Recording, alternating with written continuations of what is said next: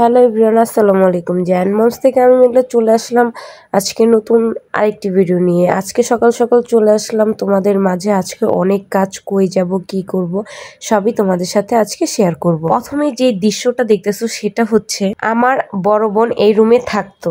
আপু চলে গেছে কারণ রুমে কিছু কাজ বাকি ছিল, যে কাজগুলো এখন করতেছে। বাট আমার ছেলে তো ছোট মানুষ, ও তো আর সবকিছু বোঝে না। ও ওর বড় মার ঘর ভেবে গেটে বারবার যেয়ে নক করে। তবে ছেলেকে ওইখান থেকে জোর করে আনলে আমার ছেলে কান্না করে। তবে কিছুদিন গেলে অবশ্যই ঠিক হয়ে যাবে।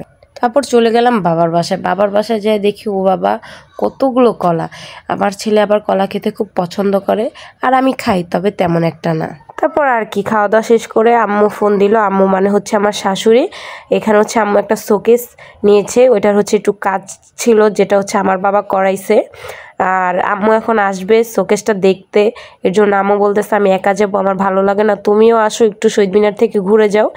তারপর আমি গেছি, তারপর আম্মু আর আমি একসাথে আসছি। তারপরে যে গেটের সামনে খেলনা টেলনা দেখে আমার ছেলে ধরছে, খেলনা কিনিয়ে দিতে হবে। আবার আম্মু এখান থেকে হচ্ছে আমাকে এক জোড়া কানের দুল কিনে দিছে সবসময় পরার জন্য। বাট কিনে দিলে কি হবে, আমি 2-1 দিনের বেশি কানের দুল পরতে পারি না।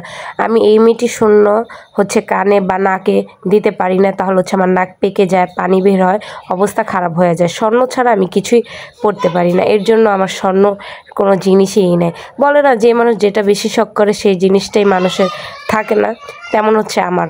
যাই হোক, ওই সব কথা নয়, বাঁধিয়ে দিলাম। তারপরে এই যে চলে গেলাম, আম্মুকে নিয়ে আমাদের বাসায় রওনা দিয়ে দিলাম। তারপর এখানে আসার পরে আম্মু আমাদেরকে নাস্তা পানি দিয়েছে, আর পরিবেশন করেছে আমার আব্বু। চাটা খুব ভালো হয়েছে, আমরা সবাই খেয়েছি। এই যে এটা আমার শাশুড়ি, এটা মেজো বোন, এটা আম্মুদের কি জানি একটা লাগে, বাট আমার মনে নাই।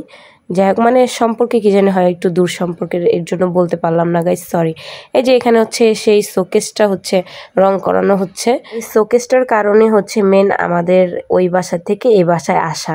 যাই হোক গাইস, আজকের ভিডিওটা এই পর্যন্ত। সবাই ভালো থেকো, সুস্থ থেকো, আল্লাহ হাফেজ।